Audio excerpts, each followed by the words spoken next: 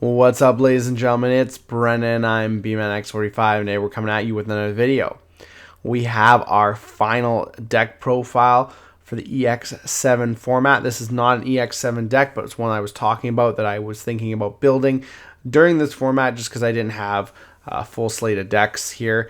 So this is our fifth and final deck profile, and this is Blue Hybrid. You might not realize that based on the colors you see there, but if you've been following Blue Hybrid since its revival in BT17, a lot of players use a red base for the level 3s, and this is a red base Blue Hybrid. I enjoy the red base more. I think it's pretty cool, and I like the consistency and the speed of it. So we're going to go through, we're going to talk about the deck, what we're doing, what the abilities are, and what we might make as changes, and how we're liking the build overall. And hey, if you enjoy this type of content, be sure to smash that like button, comment down below. We'd love to hear your thoughts. Subscribe to the channel and hit that bell for notifications so you don't miss a single minute of the fun. And it always helps because that lets us know to continue doing all these awesome deck profiles. Anyways, without further ado, let's get into it. Let's talk about our Blue Hybrid deck. Starting off, we're playing 4 of the Garurumon egg. It's the when a card is removed from your security stack, draw 1. So this is basically to let your level 3s go out and just attack and draw you cards as fast as possible. Lastly, we play 1 Digimon from BT17. It's got the when attacking, you may play 1 cost and delete one of your opponent's Digimon with 3,000 DP or less. This is really good for those floodgate cards, and you are playing Ukamons in this deck, so you do go through a lot of eggs really fast. So having this 1 egg here does help with consistency and just being able to put as many things in the back as possible. So that is it for the Digi Eggs. We will move on to the main deck here. Starting with our level 3s, we play 4 Muchomon from BT15. Once per turn, your turn, when one of your red Digimon attacks a player, draw a card. So basically, with the Garurumon and the Muchomon, you just put that up there and you draw 2. So it just helps you turbo through your deck because you need to get to your hybrids, and you don't play a lot of level 4 hybrids. So you basically want to turbo through your deck as well as taking your opponent's security out. We play 2 copies of the Gatsumon from BT14, which is all turns players can't play Digimon by effects. This shuts down a lot of decks that just play cards by effects, and so you want to be able to shut down those cards like Imperial Dramon, Leviamon. Just being able to put a Gatsumon in the back and then move them up, or even just hard play a Gatsumon can mean the difference between game and and losing. I know this for a fact because I faced this deck at the last regionals, and he was able to shut me down by going Gatsumon and then Digi-crossing into AncientGarurumon. It was awful. I couldn't do it. I can do a darn thing. So it was unfortunate. He gave me 6 memory, and it just wasn't enough for me to make a comeback. So this is a very strong card. I think you got to at least have it at 2. You could probably have it at 3, but I think 2 is good enough. We play 1 copy of Flamemon from BT17. It lets you reveal top 3, add 1 card with Hybrid or 10 Warriors trait, and 1 Tamer card with inherited effects among them to the hand, which is pretty much all of your Hybrid Tamers. And then place the rest on the bottom of the deck. On deletion, inheritable, it doesn't really matter. You're never going to get it in this deck because you're not able to Digivolve on top of it to make it a level 4. I was playing 2 of this, but I feel like you have 7 reds, plus you got the Ukamon package with 11 cards you can Digivolve into the back on, and I'll show you why I cut this down to 1 in just a second here. But I think 1 is okay. And if you didn't like 1, you could just play another Gatsumon, but I'll show you what I'm playing instead of playing a second copy of this. The Uko Searcher Train, so here's your Searcher Ukamon and your one of limited Ukamon, because it's just gas for the deck. And then lastly, we play 2 Bokomon to get to our 13 rookies. Bokomon I just feel is better. I'm playing a second Bokomon basically instead of a second Flamemon because I feel like this does more for your deck. It digs more. It adds the same thing. It'll add any tamer really actually, so it's even better than that. And it'll add a hybrid or 10 warriors to your hand, and place the remaining cards at the bottom of your deck in any order. And then if it stays on the field, your turn once per turn, when one of your tamers would Digivolve, gain 2 memory. So Gase basically gives you a free Digivolve. So I just feel like this is an overall better card, and I have enough stuff that I can put on the back that I'd rather run 2 Pokemon. So that is the rookie lineup. That's how I feel about that. On to the level 4s. This is all our hybrid Digimon. So we play 4 of the Lobomon from BT17. I'll go into kind of the abilities in just a second. But the inheritable is when attacking, if you have 7 or fewer cards in your hand, draw 1. I've never had to use this. This deck draws so nutty. He can Digivolve on a Koji for 2 and a Kendo Garurumon for 1, and then anything else he has to Digivolve for 3 cost. In the same way, the Kendo Garurumon Digivolves for Koji for 2, Lobomon for 1, or anything else for 3. He's got the same when attacking inheritable, and this is where the abilities come in, because you really want to use the Kendo first and then go into the Lobomon, because this is what the combo is. So obviously you can Digivolve on any tamer, any yellow tamer, as if this card was a level 3 Digimon, but you're going to pay 3 then instead of paying the 2 for the Koji. So when attacking, draw 1. That's really important. And then when attacking second ability, this Digimon may Digivolve into a Digimon card with a hybrid trait in the hand with the Digivolution cost reduced by 1. So what you want to do is you want to Digivolve, you want to play him first, Digivolve into the Lobomon. The Lobomon now costs 0 because it costs 1 from Kendo, and it gets reduced by 1. And then its ability, again, it can Digivolve from a level 3, a yellow tamer as if it was a level 3 Digimon. Not as good as Digivolving on Koji, obviously. But when Digivolving, if Kendo Garurumon is in this Digimon's Digivolution cards, and you have a black or purple Digimon or tamer, this Digimon may Digivolve into an AncientGarurumon in the hand for the Digivolution cost of 3, ignoring the Digivolution requirements. If this effect Digivolved, delete this Digimon at the end of the turn. So it basically just keeps the monster for a quick attack, and then it goes bye-bye, which is actually really good in this deck. So you need the combo. It's always the Kendo first, then the Lobo. So you want to see these cards in your hands, which is why you want to draw as fast as possible. So that's all we have for level 4. It's just the 8, really, because they're what makes the whole combo. For level 5s, we're playing a couple 1-outs. We're playing a 1 Beowulfmon and 1 Jet Sylphimon, both from BT7. These are the ones that if when one of your Digimon with a Tamer card and its Digivolution cards, with a Tamer and its Digivolution cards Digivolves into this card in your hand, reduce the memory cost of the Digivolution by 2. So as long as you start out with your Tamer going into your level 4, you can then Digivolve for 1 into both of these guys, and they both have different abilities. Jet Sylphy has, when Digivolving, get recovery plus 1 if there's a card with hybrid and its traits in this Digimon's Digivolution cards. And then for the Beowulfmon, when attacking, you may return 1 card with the hybrid in its traits from this Digimon's Digivolution cards to your hand, which is actually really good, to return one of your opponent's level 4 or lower Digimon to the owner's hand, and then trash all of their Digivolution cards of that Digimon. So get rid of a level 4 really easy.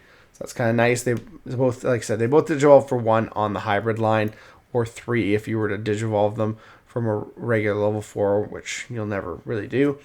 Lastly, we play 2 Zudomon Ace, because Ace cards are great, and just being able to trash 2 Digivolution cards and then bounce something on your opponent's field is super strong. Plus, you have the on-play when Digivolving. If you get stuck with a level 4 on the field and your opponent thinks that they're good to attack, you can surprise them with that Zudomon, or you can just hard drop it for 4 and really kind of hurt them. Although you do got to watch out because it does have the overflow 3 you give your opponent if it dies. So that is our level 5s, just the 4. You never really need a lot of level 5s in these hybrid decks. They warp so well that it doesn't really matter. the new boss monster. It's AncientGarurumon himself. On play, when digivolving, return all of your opponent's Digimon. Sorry, one of your opponent's Digimon with the lowest level to the hand. So it returns something to your opponent's hand, and then your turn once per turn. When an effect adds cards to your or your opponent's hand, your opponent adds the top card of their security stack to the hand. So basically, if you're attacking and then you digivolve into him and you put one of their Digimon on the bottom of the deck, you can then add the top card of their security to their hand and then check a second card. So it's basically like security attack +1, only you're putting stuff in their hand, which is always really good. And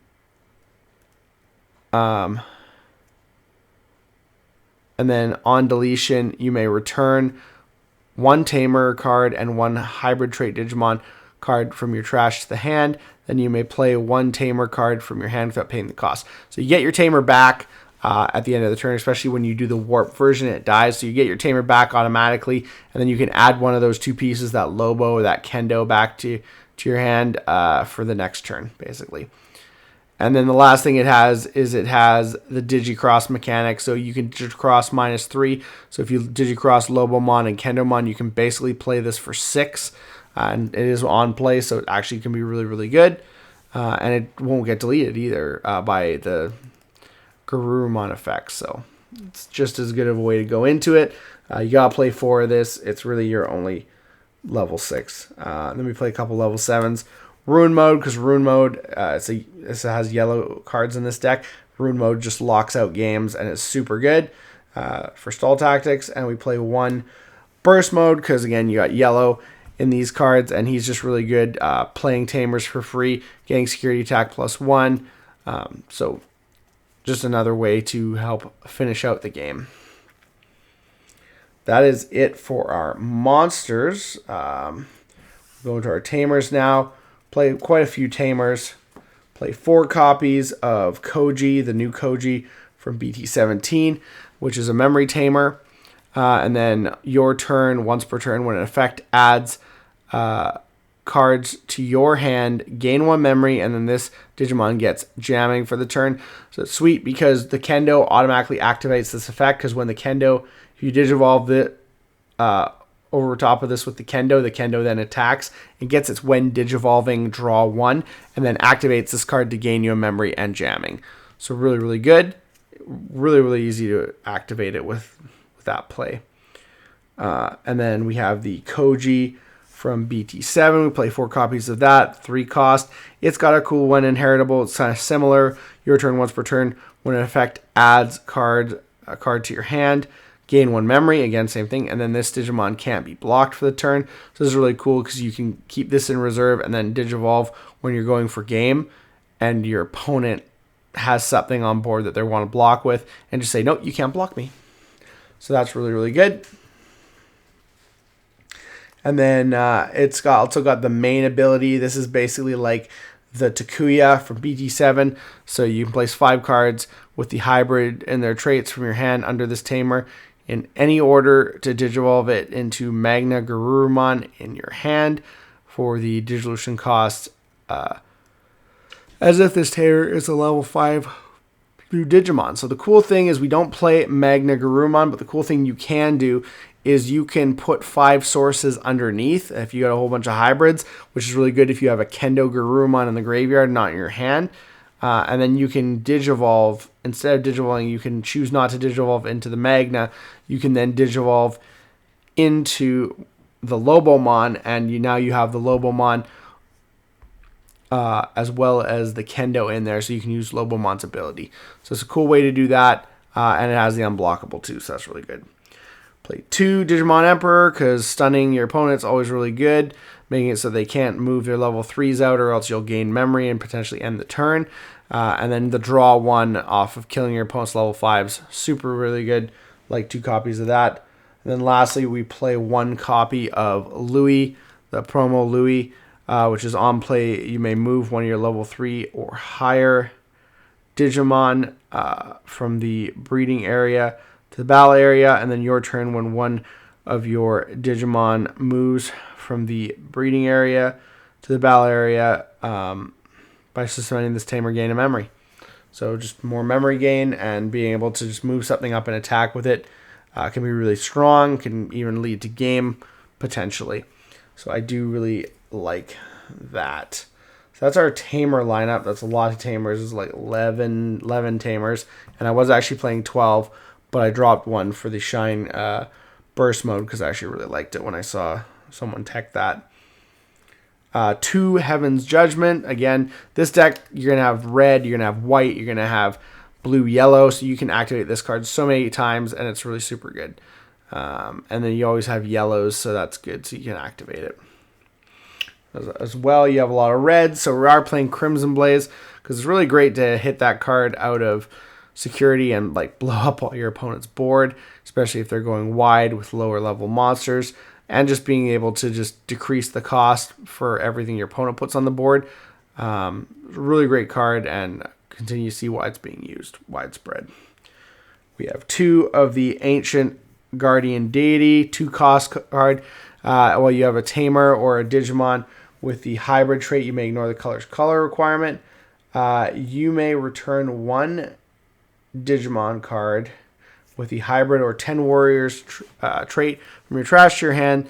Then you may play 1 Digimon card with the 10 warriors trait, or 1 tamer card with inherited effects from your hand with the play cost reduced by 4. So this lets you play your memory tamer or any tamer for a cost of 2, and lets you add something like an AncientGarurumon back from the graveyard to hand, so you basically be able to get all your combo pieces basically, and just being able to pay for like a 4-cost tamer for 2 is really good, really strong. Lastly, we play a couple floodgates.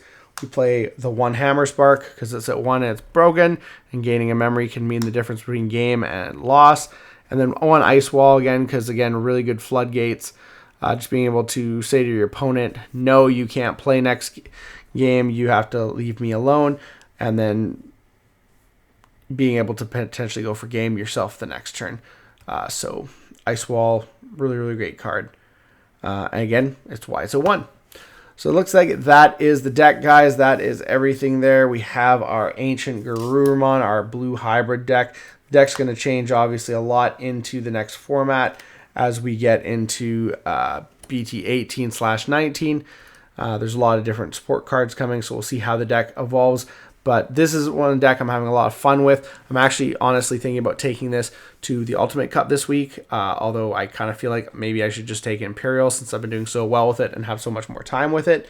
But just the fact that you have so much versatility in this deck with Digicross, and a lot of the time you're using the ability and you're dying from the Lobomon at the end, you're adding a piece back to your hand for next turn, and you're playing the Tamer out again, and you're not leaving your opponent with any Digimon to attack, which can be really bad for certain decks that want to basically play against the opponent. And I'm basically just waiting to my turn and saying, okay, now I'll put something out and take a bunch of stuff away from you and then just clear my board again, and we'll try this again next turn.